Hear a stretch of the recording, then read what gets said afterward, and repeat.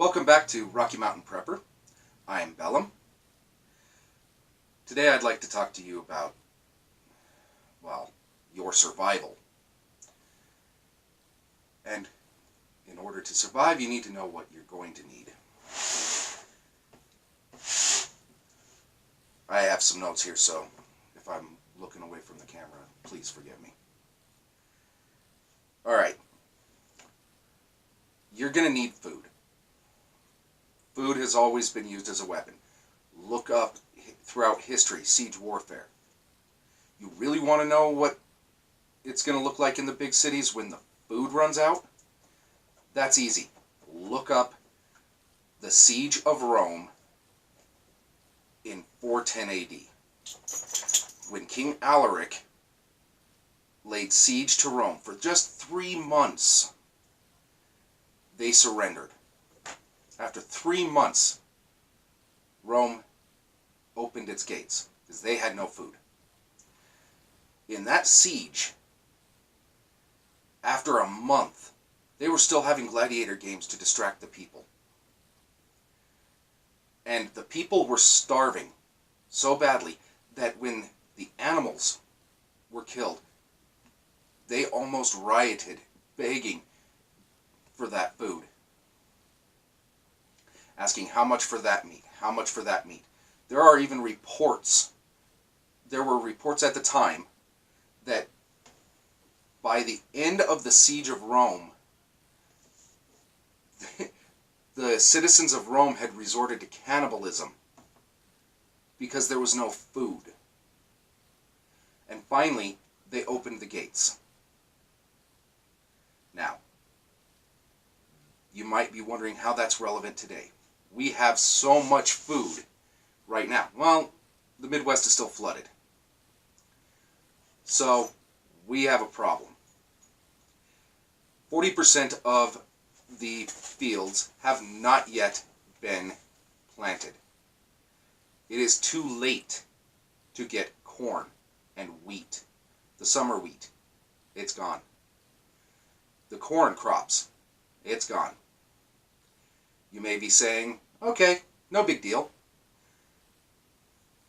I don't need corn. Well, guess what? That's going to raise the prices of your fuel, because most of that corn has gone to ethanol production. And then after the ethanol, it went to the feedlots. They dried out the leftover corn because the animals could still eat it, and they fed it to them. They have been for several years now. Now, corn and wheat, yeah, okay. You may be saying, well, I'll just eat other vegetables. I'll eat other stuff. Okay. The ethanol prices do affect fuel prices.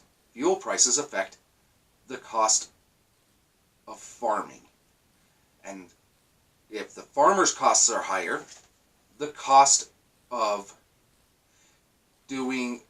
bringing your food to your plate is going to be higher. Because not only farm costs, but it's also going to be the cost of transporting the food to your grocery store. That is a factor in it. The companies like Kroger and Walmart, they're not going to eat that cost. So, food prices will be going up before long.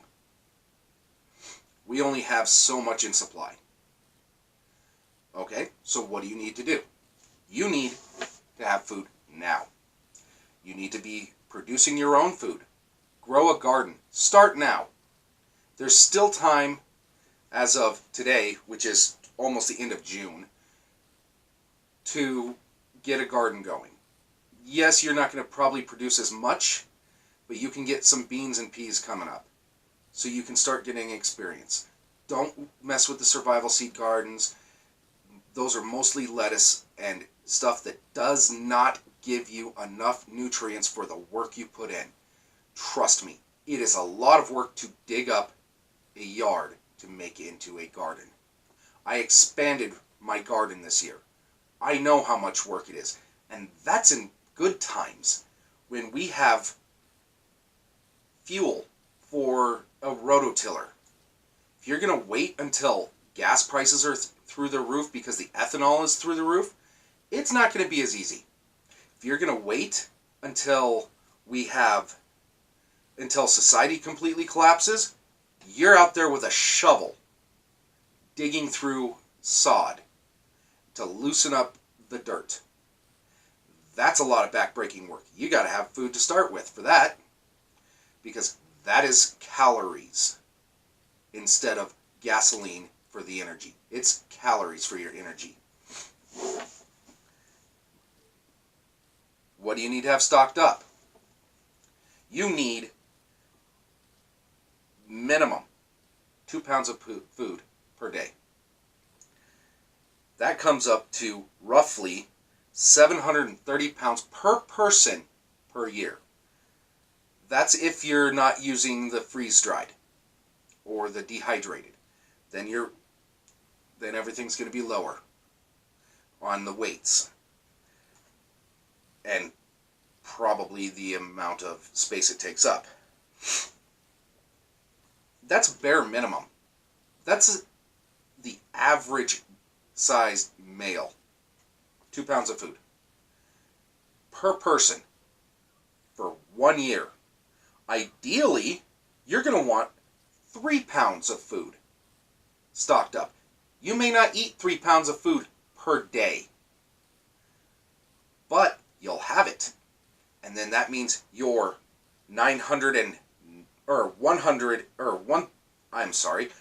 that means your 1,095 pounds of food per person will go even farther. That's for 1 year. We need more than 1 year. In fact, I personally recommend more than 3 years of food. I'm almost there. But we go with that much because you may have a bad harvest. It may take you longer than you expect to get your garden producing. And you need to have food to fill in the gap between the time you plant and the time that your bean plants or whatever you planted has matured and is producing food. And then you have to have a way of preserving it. Once my garden has produced a good amount of beans, I will be doing a video on primitive means of drying them. They used to do it all the time. Simply string the beans on a string. Use a needle. String it onto a string, hang it up in a cool place with plenty of airflow, and they will dry out, and they will be preserved for a little while. I'm also going to be doing canning videos, because that is a very effective way of getting your food to last a few years. I've already shown how to dehydrate using a freeze dryer. Freeze drying is awesome, but not everyone can afford a freeze dryer. So I am also going to show using my dehydrator. Yes, I have that as well. In fact, that's what I started on. I love my dehydrator. It works wonderfully. In fact, it's my third dehydrator because I wore out 2 just to get stocked up. Now, your 730 pounds of food, what does that look like? Well, I recommend Mylar bags. I'll show you how to do this. Stuffed into buckets. The bare minimum per year of 2 pounds a day will be 30 buckets of food. Yes, that's for one person. 30 buckets of food. That's beans, rice, wheat, barley,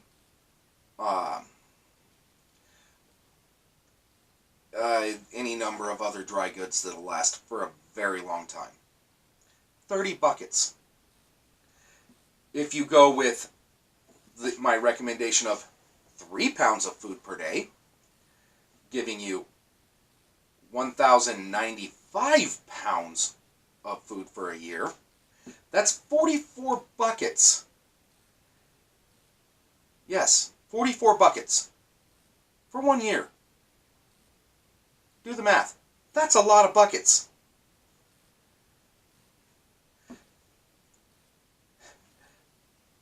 For a family of 4, that's like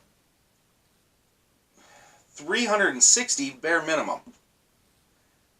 Or, if you're going with my recommendation, it ends up for a family of 4 for 3 years of food. That's 528 buckets. Yes, this takes up a lot of room. Find the space. I've got 3 different spots in my house full of buckets of food. You guys can figure it out too.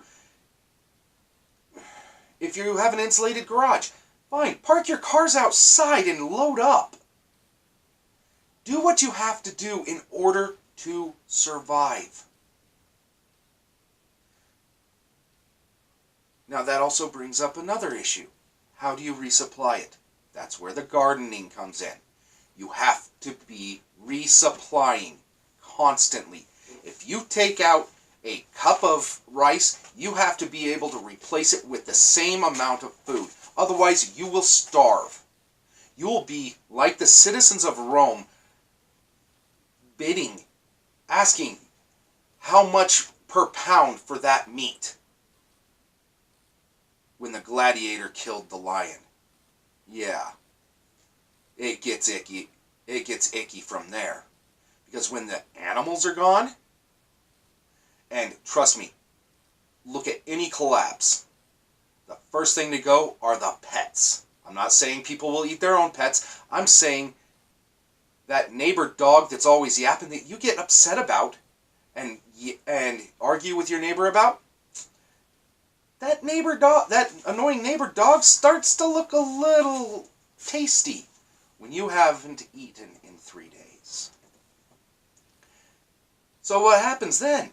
Okay, the unprepared person sneaks over in the middle of the night and kills Fido from their neighbor's yard. And the next day, the neighbor comes by and asks about Fido, and all they can say is, I don't know. He's got to be around here somewhere. By the way, I found a little bit of food. Would you like to have some meat? Yeah, it happens. There's a reason that there's no food, or no pet dogs in Asia. Because every time they have a famine, all the dogs get eaten. I remember stories relayed to me by my great-grandfather about how my dad would walk through, when he was in Vietnam, he walked through markets and they had live puppies that were butchered on the spot for people. Yes, they did that.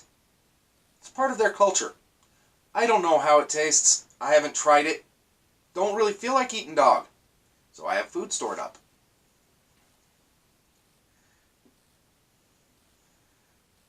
You need to garden now. Before it's impossible to get food, you have to be learning what it takes. What do you need in your soil? Get it set up now. Trust me. You put it on, if you start your garden now, and say 5 years from now, I'm not a prediction, this is not predicting anything, but hypothetically, 5 years from now, something happens, you've been gardening every year, adding nutrients to the soil every year, you won't have to add any. The soil will be okay. Because, honestly, when the bloom goes up, are you going to be able to find Miracle-Gro? Are you going to be able to find peat moss, cow manure, any of that? No. In fact, if you know where some cattle are, the ranchers are going to be out there guarding the cattle. You come out with plastic bags, they're going to think you're trying to kill the cows, not set your garden.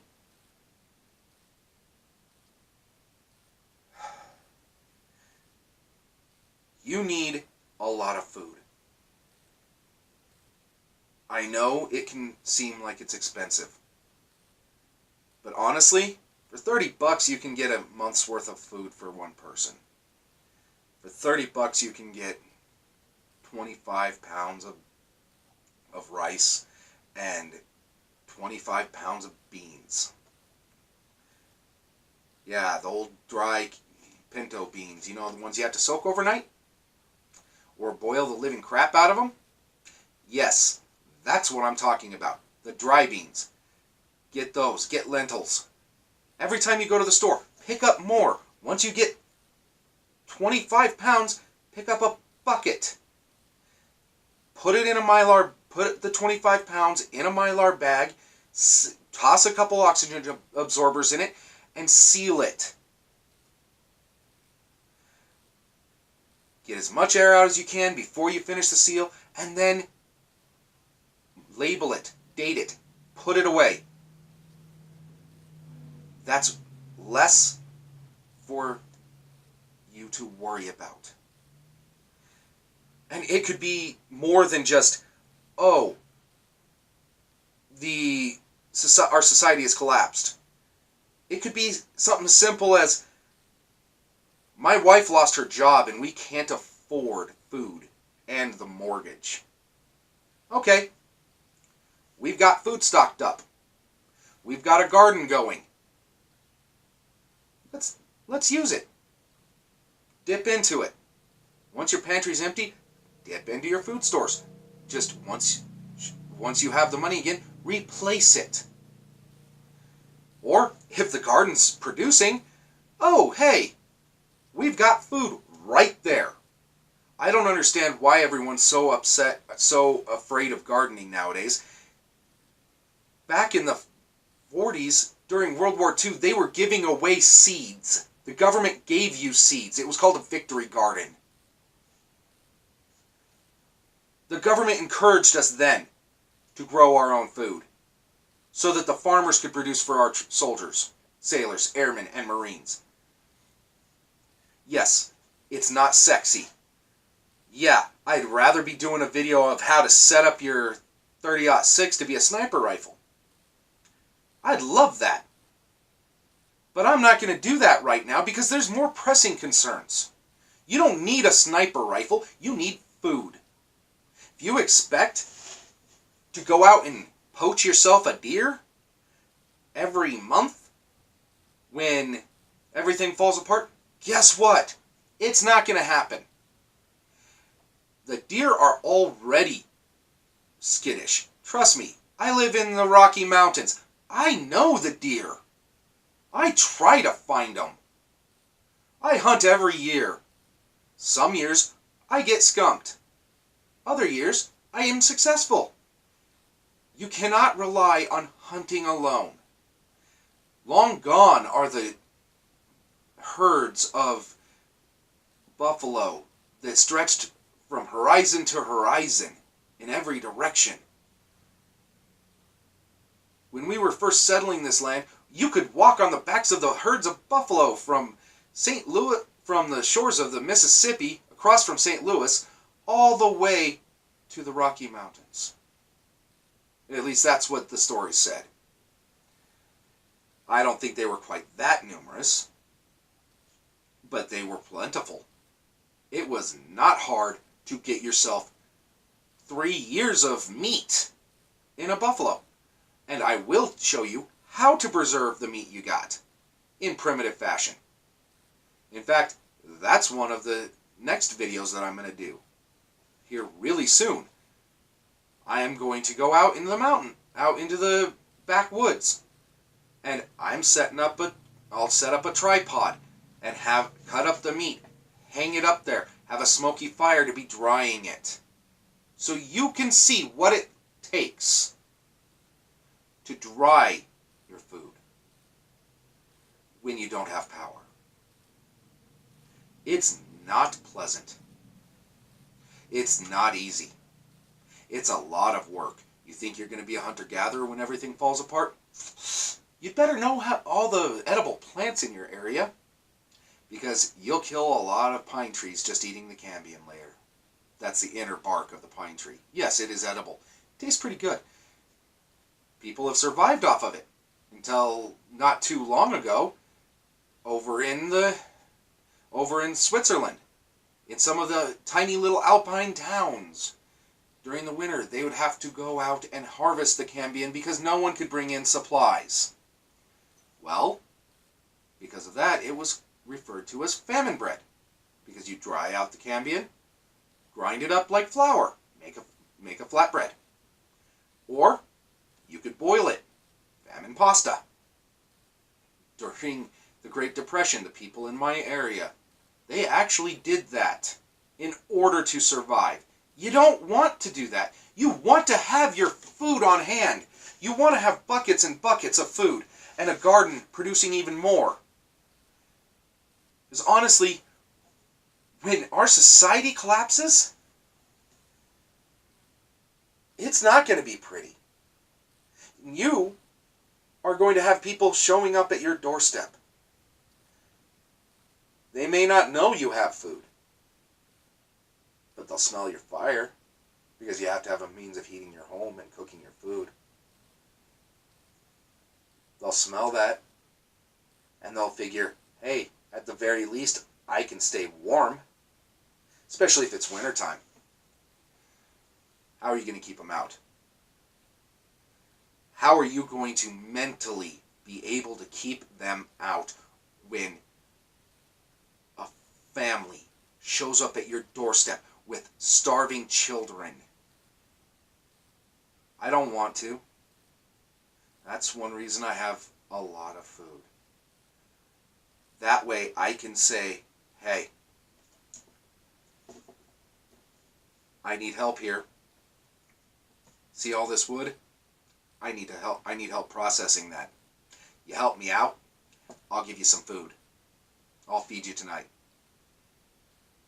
And if you're a good worker, and work hard at it, I'll invite you back tomorrow and tell you, make sure to be here early. That way, I can give you breakfast too.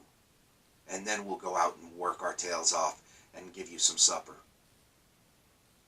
Yes, I want to be that guy that's hiring people for food when they come to me.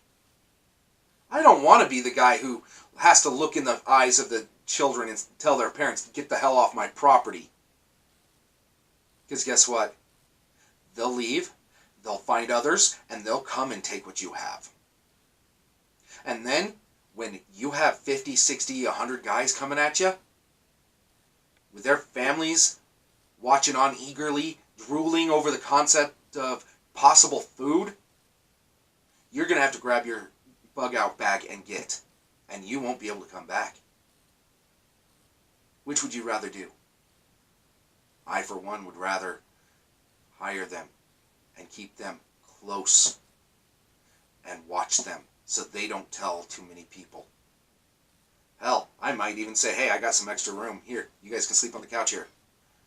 You guys can sleep on the couch. We'll set up something for the kids to lay on. That way I can get you up when we're ready to start working in the morning, so I can feed you. That's what I'd love to do. I'm not heartless. I don't think anyone watching this is heartless. In fact, I wish that nothing happens. I would rather be proven to be crazy. Nothing happens. Everything keeps going the way it has been. Maybe it even improves. I don't think it's going to. Because honestly, it hasn't improved in my lifetime. We've been getting closer and closer to our society collapsing since I started noticing it when I was 10. Yes, as a kid I noticed the cracks in our society. Hell, I watched the Rodney King riots on TV and asked my mom, why the hell aren't the cops arresting everybody? She didn't know. But start growing your food now. And trust me, small plot of land, like suburban backyard, not going to do it. My aunt lives on a farm. She actually grows enough garden vegetables and all that in order to feed her family, all of her children who are grown and have their own families. She still gives them tons of vegetables, canned. Yeah. She does this because she has a tremendous amount of space. My mom grew up on the same farm. My aunt, that I just mentioned, is her sister. My mom had the same upbringing, same training in growing food. And I grew up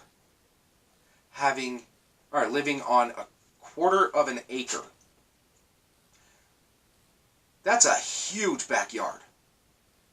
Most of it was garden. We had a very small area that we were allowed to play in. Every year, we were gardening. Guess what? We still had to buy vegetables come winter. We canned what we could. The garden cut down on our grocery bill. If you're watching this, you should at least be gardening in order to cut your grocery bill. It's money. It's a money tree sitting out there. I have a huge garden. And I'm hoping that it'll be enough. I'll find out by next spring. And yes, I'm going to be saving seeds. Because I don't want to pay this year it was $1.25 for a package of bean seeds. And that wasn't that many in there. The best deal had 50 seeds. That was just one row in my garden. I don't like buying my seed. I'm going to show you saving seeds. How to let them dry out. You first got to let them mature on the plant until the bean seed inside rattles inside the pod. Then you can harvest the pod and take the seeds out. Put them in a jar or something to store over the winter. And then you plant them outside. Yeah, it's a lot of work. But I'd rather be doing that than starving. Honestly, get busy. Get yourself 5-gallon buckets. They don't have to be food grade. Because you're going to put your stuff in Mylar bags. The Mylar bags are cheap on Amazon. Buy them now. Get the oxygen absorbers. If you don't feel like buying actual oxygen absorbers, then buy hand warmers. They do the same thing. Toss a couple of those in there and you're good. Don't let apathy kill you.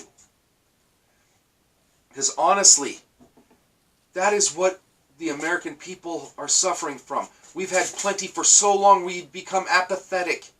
We're too used to good times. Too used to cheap food. We need to store what we can. This is the time of plenty. Like Joseph warned Pharaoh when he relayed the message from God, interpreting the dreams. Famine's coming. Whether it's because our society's collapsed and we can't bring the food to market, or an actual famine. If we have one more year of intense flooding like we did this spring, who knows what we'll have in the grocery stores. I do know that Colorado is still producing food, is still producing wheat.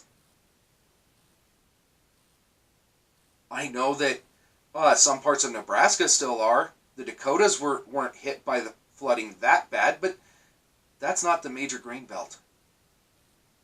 The breadbasket of the United States flooded out.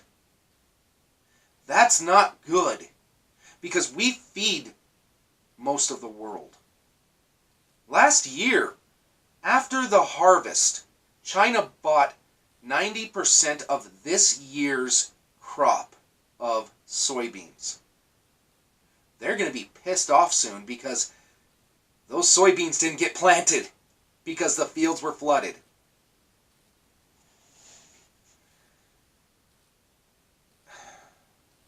Have yourself food.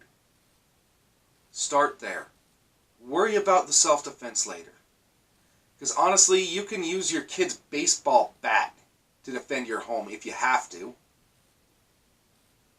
You hit someone upside the head with a metal baseball bat or a wooden baseball bat, I guarantee they ain't going to be moving much. Especially if you're scared for your family's safety.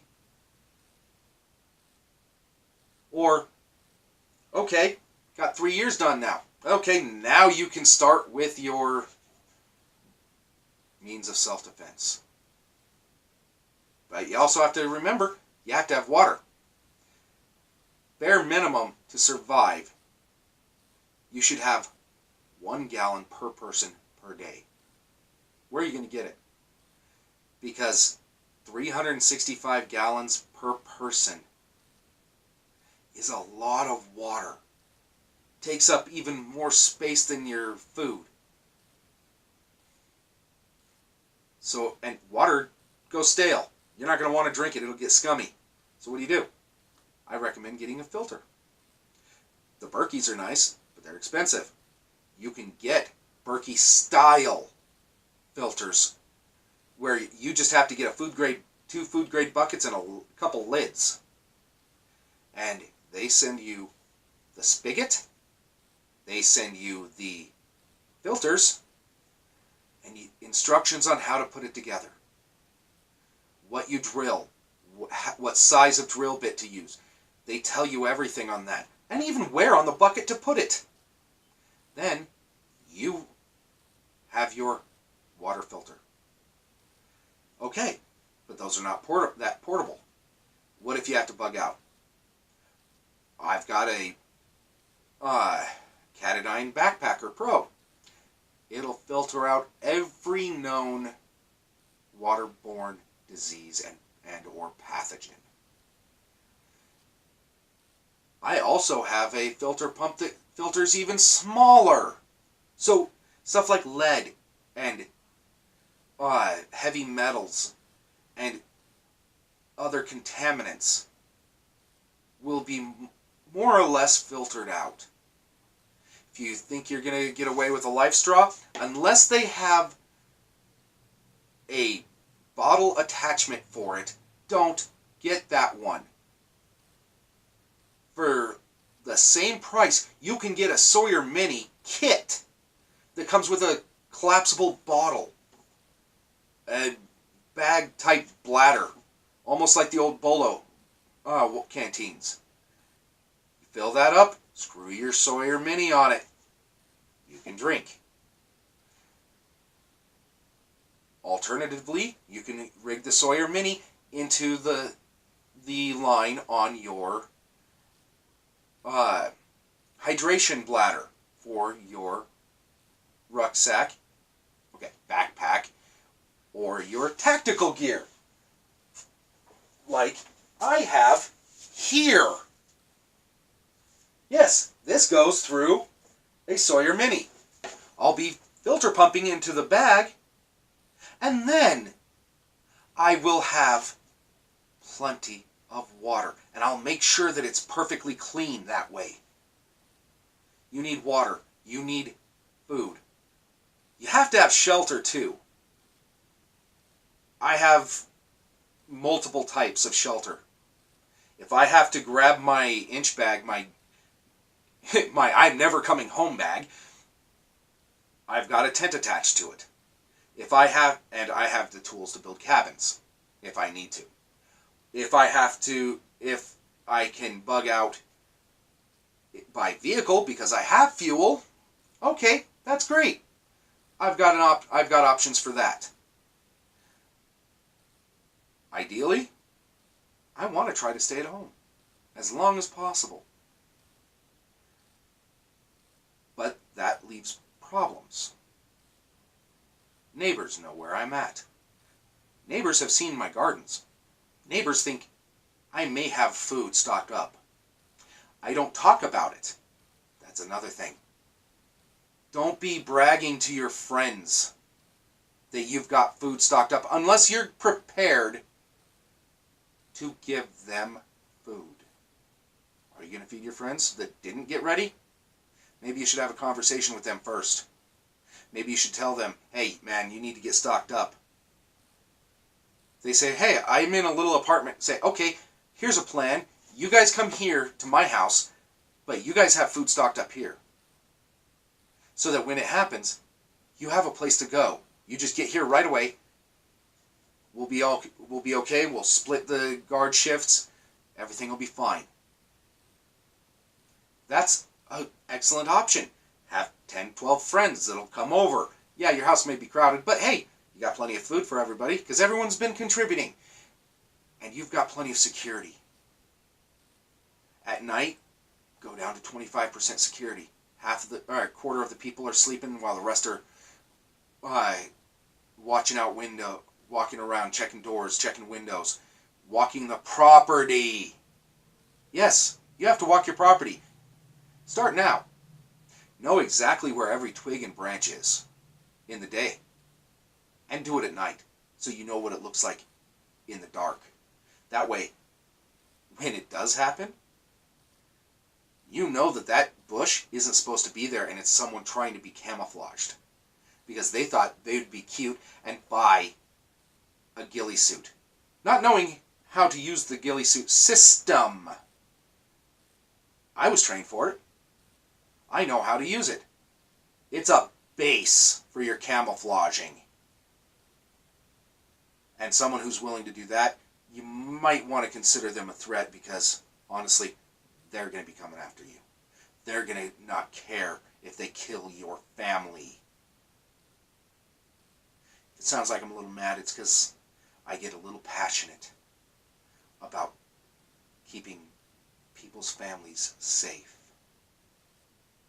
And the first step for safety for your family is having food. Have your food stored. That way you have food security. You won't have to worry about whether or not FEMA has decided to set up a camp. Guess what? The government's going to take care of itself first. They're not going to care about you. If they do a FEMA camp, they're going to be rounding people up and starving them to death. While government officials are hiding in their bunkers, eating caviar. Yeah, you want to know what they have? They have the best of foods. They have it stocked up. Constantly. They have enough food to last decades. And it's all for themselves. They're not going to be sharing it. They're not going to be giving it to people. You really think they care about you? Really? If they cared about you so much, why are they taxing you so much? They don't care. Whatever it takes to keep them fat and happy. It's the way a government always is.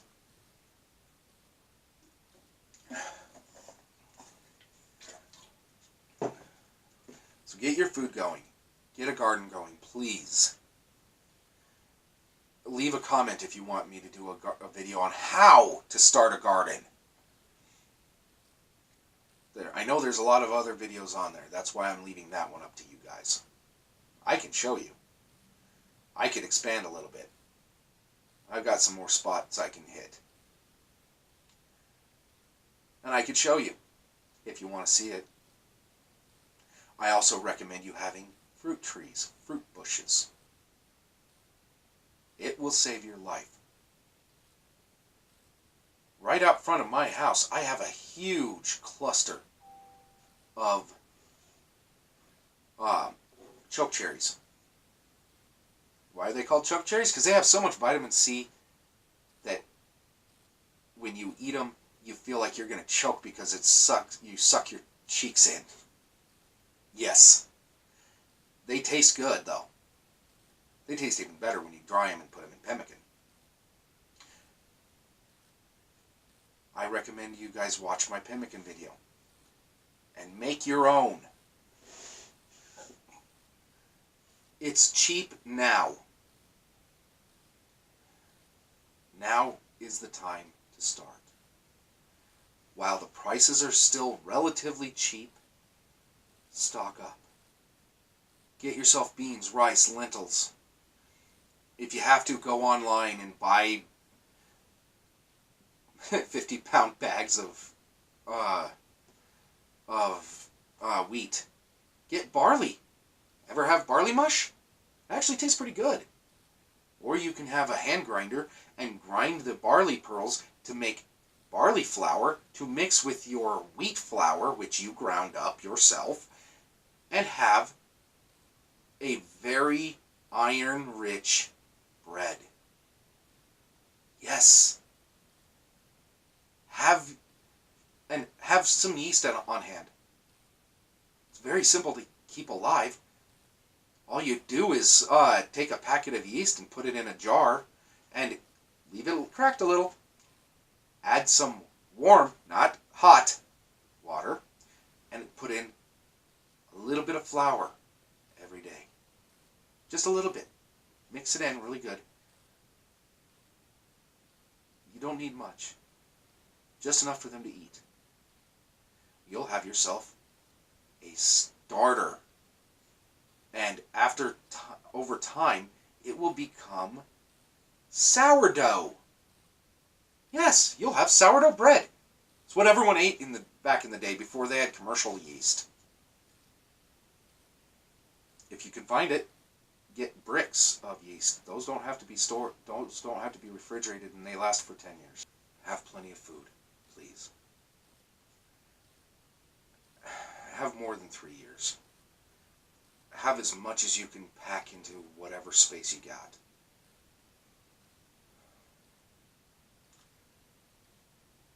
Thanks for watching. Don't forget to like, share, and subscribe.